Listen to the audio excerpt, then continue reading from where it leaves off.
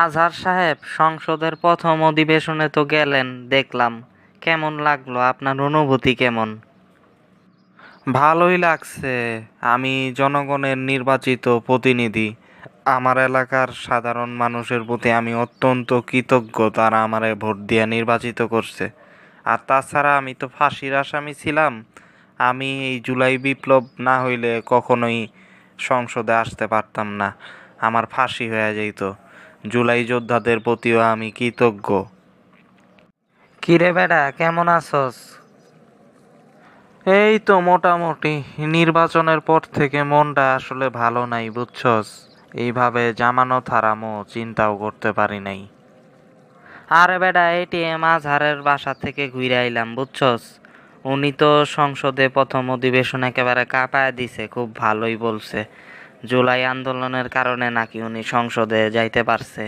উনি নাকি ফাঁসির আসামি ছিল, এইগুলি আলাপ হইল, বুঝছস। ছি, ছি। এটা বাংলাদেশের জন্য বেটা লজ্জাজনক, বুঝছস। খুব কলিজা পুইরা সারখার হয়ে যাইতাছে গা। রাজাকাররা সংসদে যাইবো এটা আমি চিন্তাই করতে পারি নাই, বুঝছস। কলিজা পুইরা একদম সারখার হয়ে যাইতাছে গা। তাহলে সেই পুরা কলিজা শাহবাগে মশাল লাগায়া ভুনা কইরা খা, বুঝছস। তোরা আসলেই ফালতু। রাজাকার ভালো কথা, এখন মানুষের ভোটের মাধ্যমেই তো তিনি সংসদ সদস্য নির্বাচিত হইয়া তিনি সংসদে গেছে। আর তোদের বাড়াবাড়ির কারণেই ফাঁসি দিতে কইছে তো করে, হ্যাঁ, ওরা রাজনৈতিকভাবে পাকিস্তানের পক্ষ ছিল। এখন তোমরাই তো বাড়াবাড়ি কইরা তাদেরকে ফাঁসি দিতে গিয়া সংসদে পাঠাইছো। তোমাদের এই সমস্ত নোংরা রাজনীতির কারণেই তারা সংসদে গেছে। নিজেদের নোংরামি থেকে এখনো সময় আছে, দূরে সরে আসো, বুঝছো। এই সমস্ত বাম টাম কইরা নোংরামি করার কোনো সুযোগ নাই, এটা প্রমাণিত।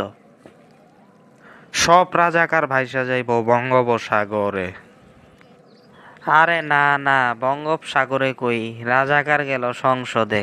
তগো এখনো ঘুমের ঘোর কাটা দরকার, বুঝছস। চুপচাপ নিজেরা ভালো হয়ে যা, বুঝছস, এই সমস্ত কথাবার্তা না বইলা। আগামীতে প্রধানমন্ত্রীও হইতে পারে এটিএম আজহার।